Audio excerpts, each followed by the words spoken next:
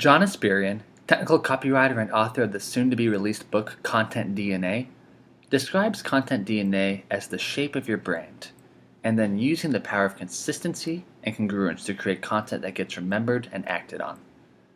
As technical communicators, the Content DNA could take several forms. A freelance technical writer could use their Content DNA to own their niche. A content marketer could discover their employer's Content DNA to create compelling, sales-boosting content. In this episode, John shares how you can find your own Content DNA, including how to find your niche as a writer, how to market that niche to prospective clients, and how to use your niche to win big clients. Big shout out to Knowledge Owl, a wonderful knowledge-based software product for sponsoring the Not Boring Tech Writer, and I hope you all enjoy this episode.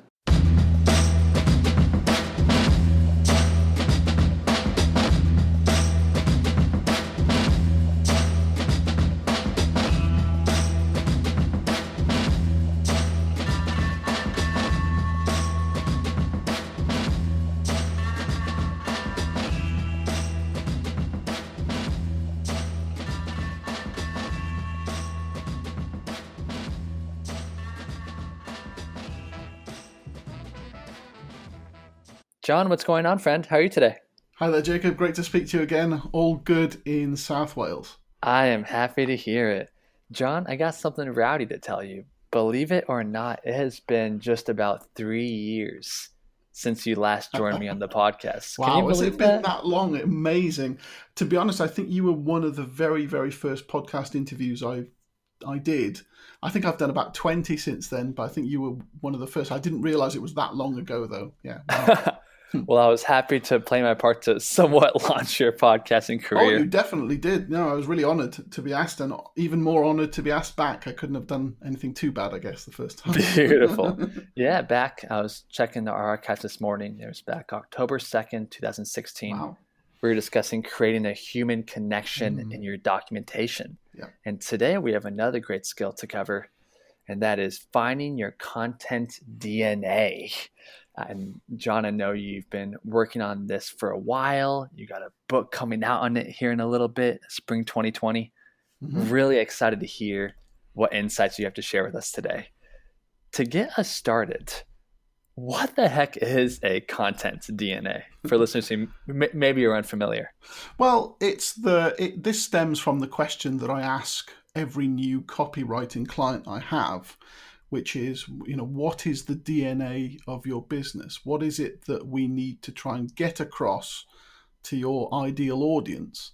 And most of the businesses are they're kind of too close to their own operations to see what they really are. They need to take a bit of a step back and sometimes ask that basic question of what is it that we do and what do we stand for? So Content DNA is really my way of saying, what are the 4 or 5 core values that you want to bring out that identify your unique shape in the world. And once you've got those core values, it helps you create content that speaks to the ideal customer because you're always showing up with those values. You're kind of more memorable, more recognizable. Even if you kind of hid the logo at the top of the screen, the writing style would be familiar because it always speaks to the same truth over and over again. And the point I'm going to try to make in the book is that if you show up with that same shape and do it over a long enough period, then you'll start to build real trust with people, and that's what leads people to open their wallets and so forth.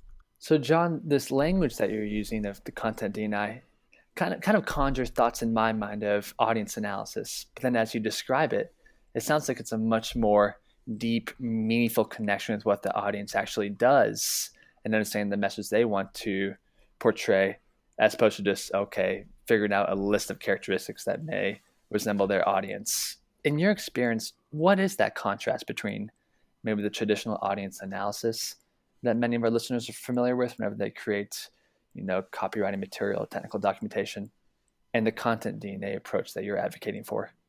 Yeah, well, I think it's kind of a mixture of both doing the introspection needed to understand your place in the world and what values you want to show up with, and then doing an analysis of your ideal buyer. So what I call a pen portrait in the book, but is more commonly referred to as a buyer persona or a customer avatar, and mixing those two things so that you simply attract the right people, the people who want to turn into raving fans because they understand your place in the world and they see something of themselves in you.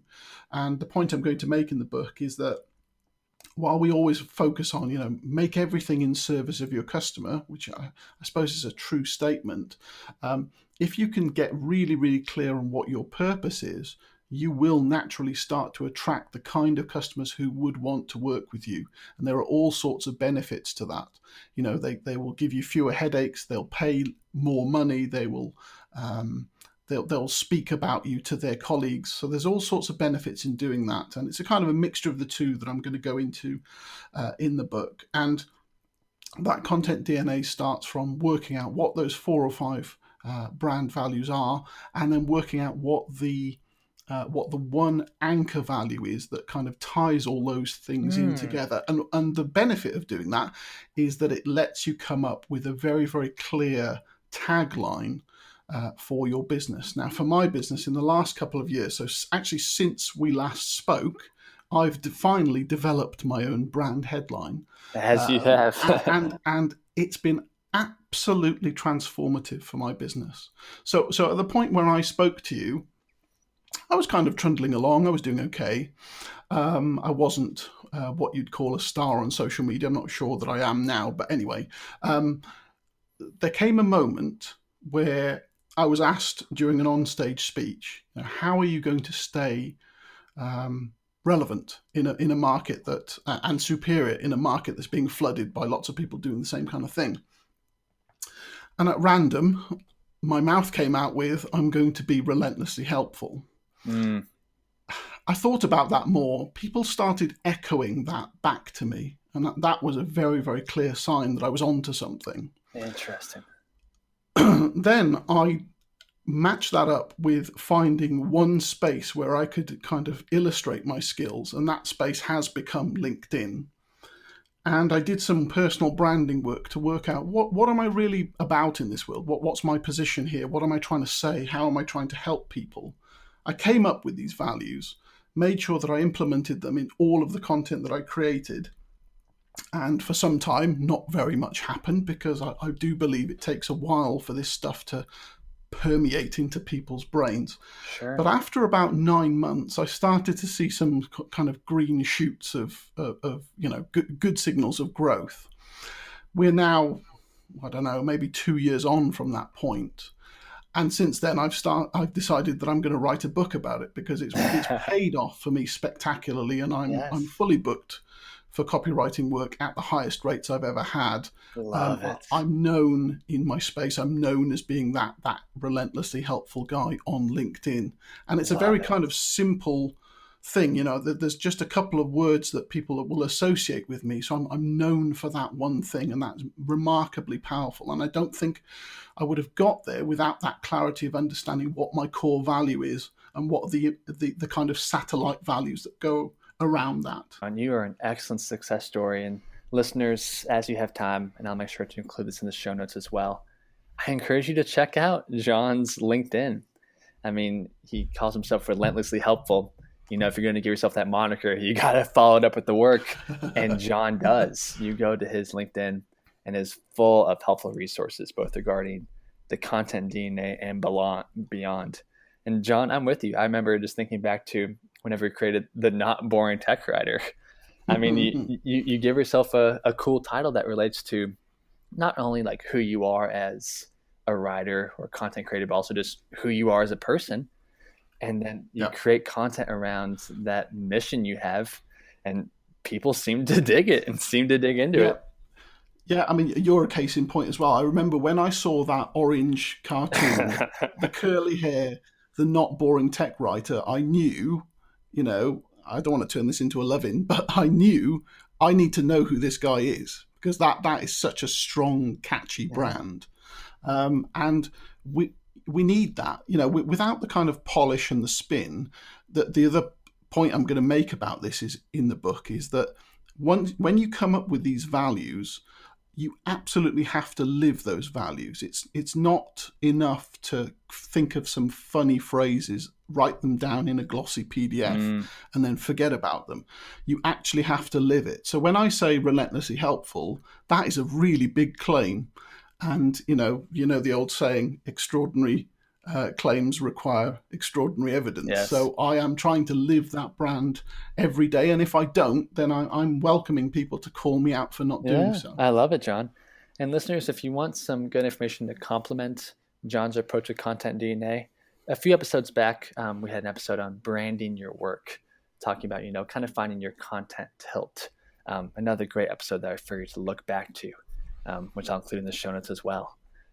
John, digging more into content DNA, I have a sense that this is very, you know, multi-pronged approach. You mentioned how the business owner can find his or her content DNA to help them decide which kind of content they should create and how to find their voice. You mentioned Yeah. before, whenever you're working as a technical copywriter, kind of figuring out the type of content that you thrived at and helping that helped you find clients.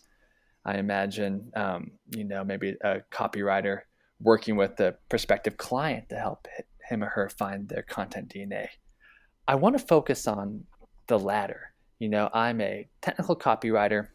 I have lots of different kinds of clients. They just come to me and say, hey, I want to start a blog. But that's really the only Yeah. direction that they have.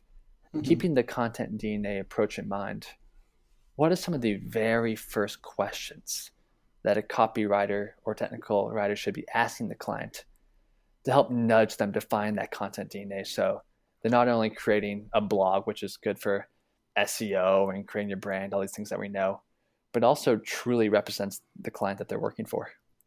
Yeah. Well, I start with asking people lots of questions that try to get to the heart of what their purpose is. And that can start in a quite non-threatening way with, you can ask people what things you believe in. You can ask people what kind of music, TV you like, all sorts of questions to try and get in their head and see what really matters to them. You can get them to take personality tests to see what kind of person, standardized psychological scoring ranks them as. You can try and find out what their friends, family, and customers say about them. In the latter, there's a massive missed opportunity with people who are not inspecting their inbox and sent items folders, because the language that your customers use to you tells you a lot about them, but it also tells you a lot about you. The way that they address you, the good and bad points they pick up about you. Sometimes you have to read between the lines a bit, but all of that kind of analysis can help you work out what your purpose is, what you stand for, and what things you want to represent about yourself when you put any piece of content out in the world. I don't recommend trying to make this too complex. If you were to pick 20 things that you wanted to try and get across in every piece of content, all you will do is confuse Mm, people. So the simpler you can make it, not just simple language, but a simple underlying message. This is me. yes. Just a few things will be enough, and that hammered enough over time will make an impression on people. Another way of doing this is to give people a long list. So you could give people a list of 50 descriptors and say, pick your favorite 25 out of these and then sleep on it tonight. Mm, And then tomorrow, pick your favorite 10 out of those and then sleep on it. And then the day after, pick your favorite five. Let's keep whittling it down until we get to what is the truth about what you want to say. And then that's where we start doing customer analysis to work out who it is that we're saying those things to, try to match them up, and then we're good to go. But that bit I mentioned about the email inbox, I think that's it's just so often overlooked. yes. And when we start digging into that with clients, we often find snippets of language that we can reuse in the copy that we put out for them, and also just realizations. Oh, look, you know 10 out of our last 30 customers have said, I was surprised at the price or something like that. Maybe we should be charging more. Maybe we need to be aiming at more luxury clients, because Hmm. we're getting clues from what people are saying that we need to go in a Interesting. different direction. I'm Yeah. sensing that, that feedback loop, that sounding board. I'm working with the client to help him or her find their content DNA. They feel like they have a good idea of who they are. They're creating content around that idea. But as we all know, maybe the audience has a different perception of the work what we do, and then being able to have that feedback loop to maybe tweak your message as needed. I imagine that's really valuable for clients. Yeah, that's true. I mean, just to give you a quick aside here, I've noticed that since more of my clients now come from LinkedIn, it used to be that everyone used to find me through my website. Mm, Now, about 60% of my new clients come through LinkedIn directly or through referrals as a result of my LinkedIn that's content. awesome. And of those clients that are sourced from LinkedIn, my stats suggest that they're willing to pay 30% more than what clients who find me through Google are willing to Wow. pay. And therefore, I can pitch myself as a higher end copywriter, Yes. and I have because I'm significantly higher than the average day rate in the UK. Yes. But because I've done that research through the things that people say to me, that they're less price resistant when they come from LinkedIn. And so the natural feedback loop is do more work on LinkedIn and you'll earn more money. Interesting. And the descriptors that you were describing before, is that alluding back to pen portraits, which you discussed earlier in the The podcast? 'Cause I want to include well, that in well, the you show you notes can if you that's so. yeah, sure. I mean, I can give you that list of words if you want to share them. It can be used for both. In the first instance, it's very much used to describe yourself. For pen portraits, you what I've done with my own business is I've created this fictional character I call Tony, and I've written a backstory for him. And for a lot of people, that would seem like it's too much, but for me, I can now picture exactly what he looks like, what his family's like, which football team he supports, and everything. And what it means is that whenever I make a decision about my business, I can imagine that Tony's next to me, and I can know with pretty good certainty what he would think about me doing that thing.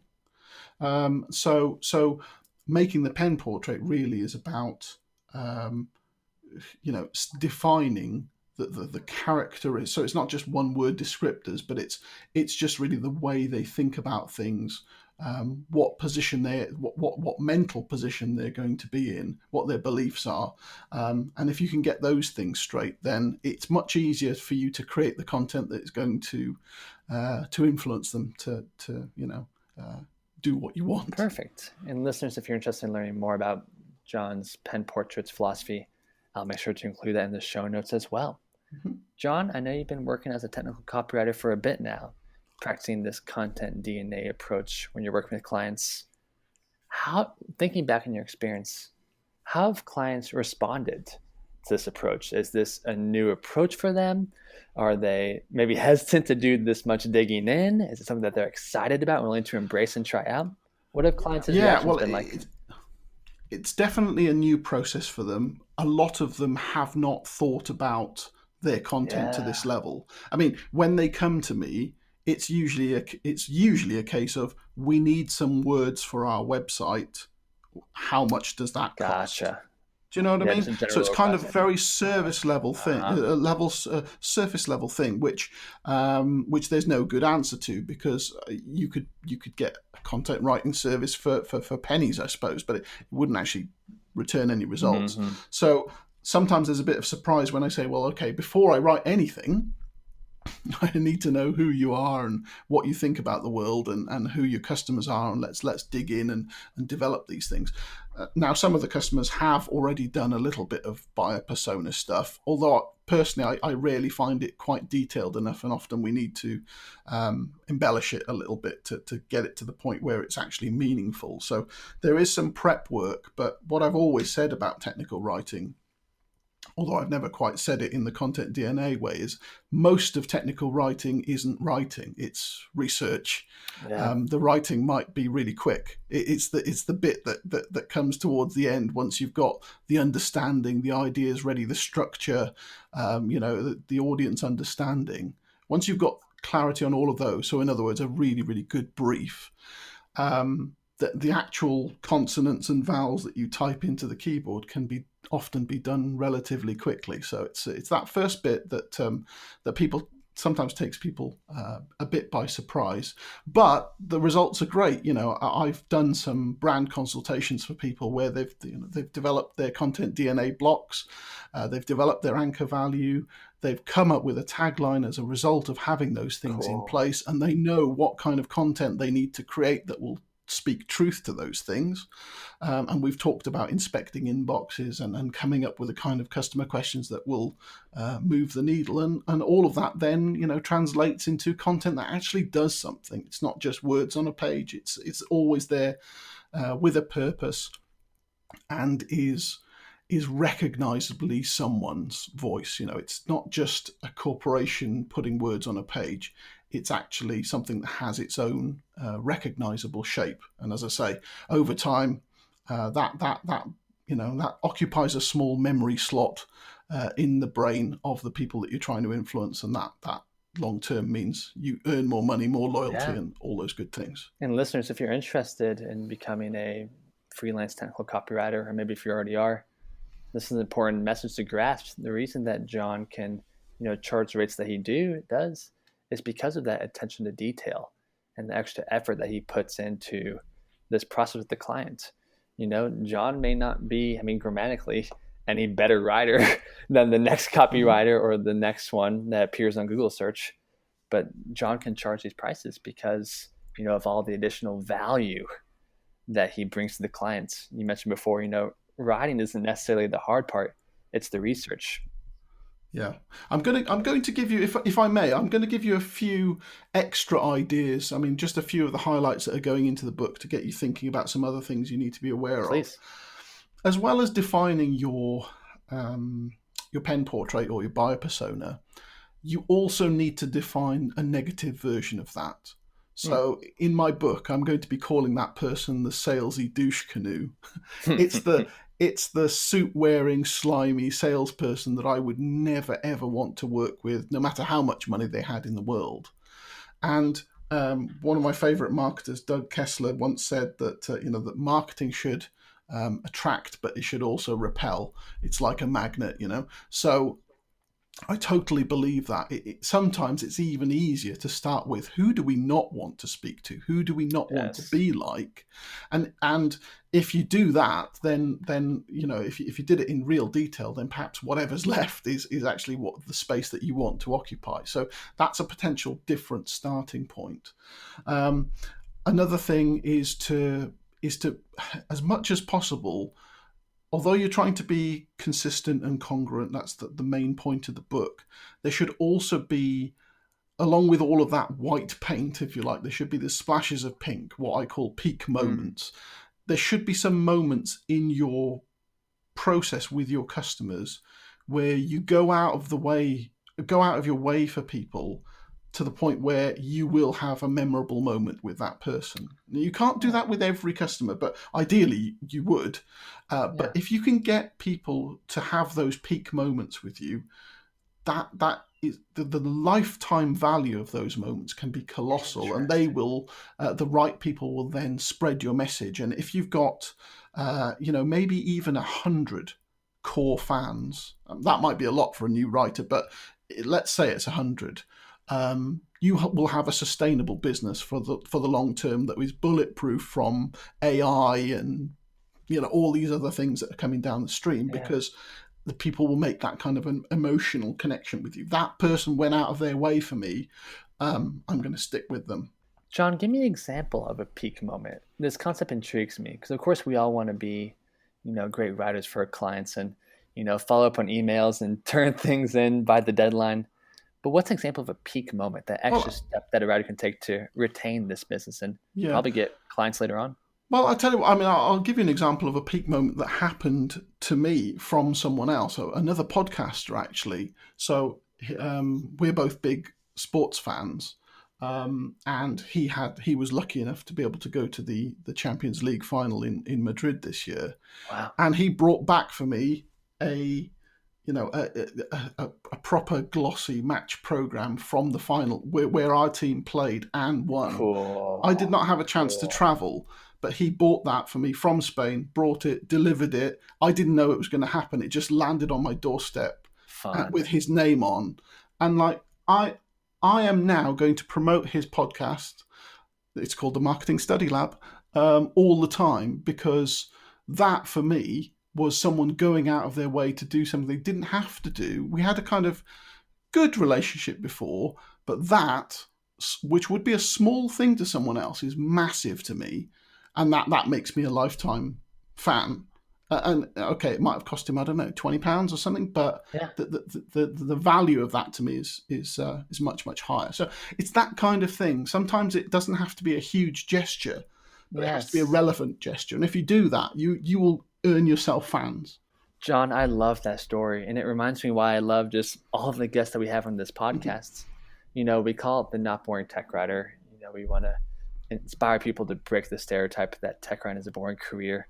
And a big part of that is looking at yourself as a whole person.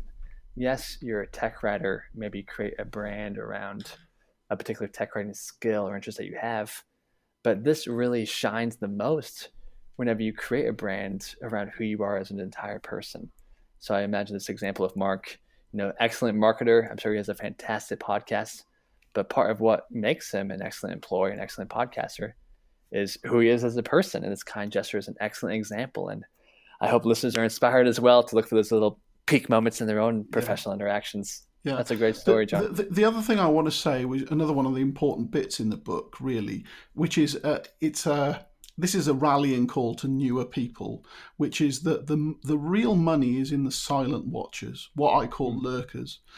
So a couple of different research sources suggest that between 70 and 90% of your content consumers are lurkers.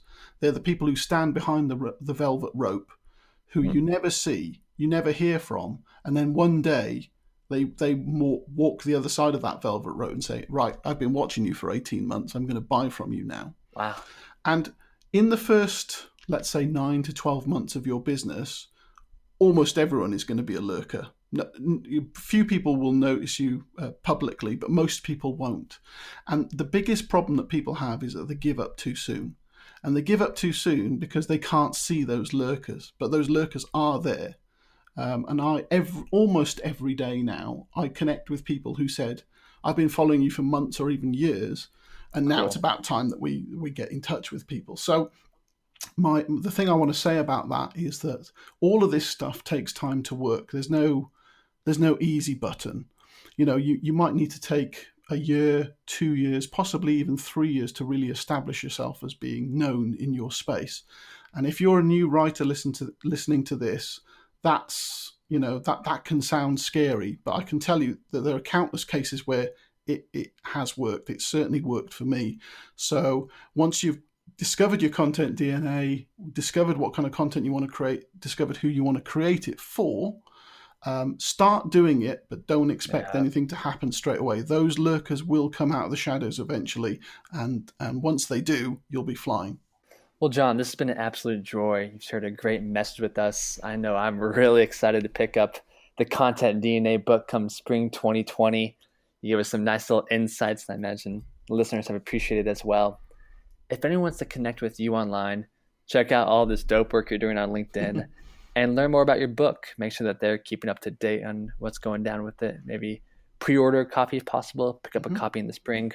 Where can people do all this online? Well, my surname's quite unique. So if you search for Esperian, you'll find my website and you'll find my LinkedIn profile, and I'll be more than happy to connect and chat with you on LinkedIn. Beautiful. And we can learn more about the Content DNA book there as well?